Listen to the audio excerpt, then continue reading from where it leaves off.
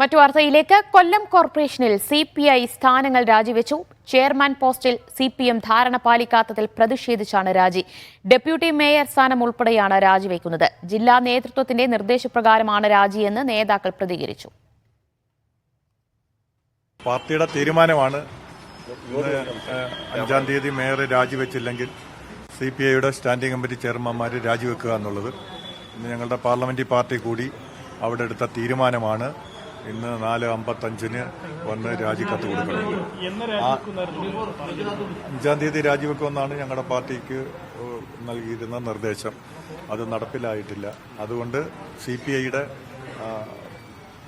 കൊല്ലം municipal കോർപ്പറേഷനിലെ council അംഗങ്ങളുടെ യോഗവും അത് ഉത്തരവാദിത്തപ്പെട്ട പാർട്ടി മെമ്പറും നേതാക്കന്മാരുടെ സാന്നിധ്യത്തിലെടുത്ത തീരുമാനമാണ് ഇത്.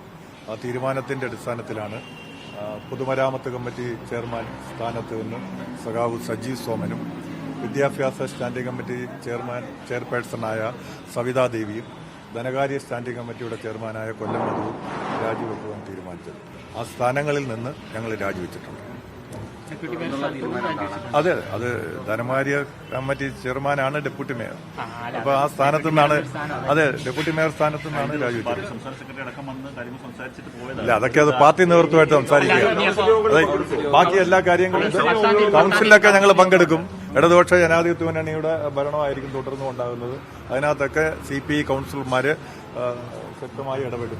പാർട്ടി പറഞ്ഞു അധികാരത്തിലിരിക്കുന്ന സ്ഥാനങ്ങൾ രാജിവെക്കാൻ പറഞ്ഞതിന്റെ അടിസ്ഥാനത്തിൽ അധികാര സ്ഥാനങ്ങൾ രാജിവെച്ചിട്ടുണ്ട്.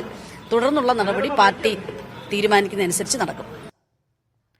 ലിജോ റോളൻസ് വിവരങ്ങൾ നൽകും. ലിജോ, കൊല്ലത്ത് CPI ഭിന്നത അതിരൂക്ഷമാവുകയാണ്. ഇപ്പോൾ CPI ജില്ലാ നേതൃത്വത്തിന്റെ നിർദ്ദേശപ്രകാരം തന്നെയാണ് രാജിയെന്നാണോ നേതാക്കളുടെ പ്രതികരണം? ഏതൊക്കെ സ്ഥാനങ്ങളിൽ നിന്നാണ് രാജി വെച്ചിട്ടുള്ളത്?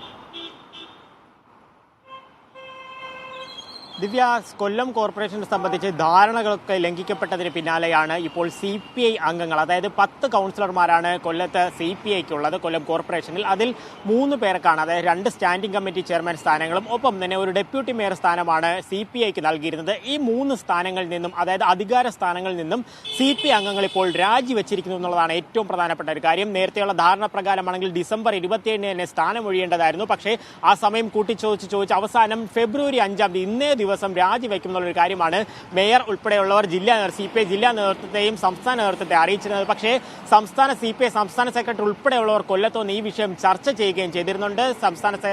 ഈ കൗൺസിൽ ഉൾപ്പെടെ ഇക്കാര്യം ചർച്ച ചെയ്യുകയും ചെയ്യപ്പെട്ടിട്ടുണ്ട്. ഈ ധാരണകളൊക്കെ ലംഘിച്ചതിന് പിന്നാലെയാണ് ഇപ്പോൾ ഇതാ CPI അംഗങ്ങൾ അവരുടെ ഈ സ്ഥാനം, അതായത് അധികാര സ്ഥാനങ്ങളിൽ നിന്ന് രാജിവെച്ചിരിക്കുന്നത്. 3 സ്ഥാനങ്ങളാണ്. ഒന്നെന്ന് പറഞ്ഞത് ഡെപ്യൂട്ടി മേയർ സ്ഥാനത്ത് നിന്ന് കൊല്ലം മധു രാജിവെച്ചിരിക്കുന്നു. 2 പൊതുമരാമത്ത് സ്റ്റാൻഡിംഗ് കമ്മിറ്റി ചെയർപേഴ്സൺ സ്ഥാനത്ത് നിന്ന് സജീവ് സോമൻ രാജിവെച്ചിരിക്കുന്നു. വിദ്യാഭ്യാസ ആരോഗ്യകാര്യ സ്റ്റാൻഡിംഗ് കമ്മിറ്റി ചെയർപേഴ്സൺ സ്ഥാനത്ത് നിന്ന് സവിതാദേവി എന്നിവർ രാജിവെച്ചിരിക്കുന്നതാണ് ഇതിൽ ഏറ്റവും പ്രധാനപ്പെട്ട കാര്യം.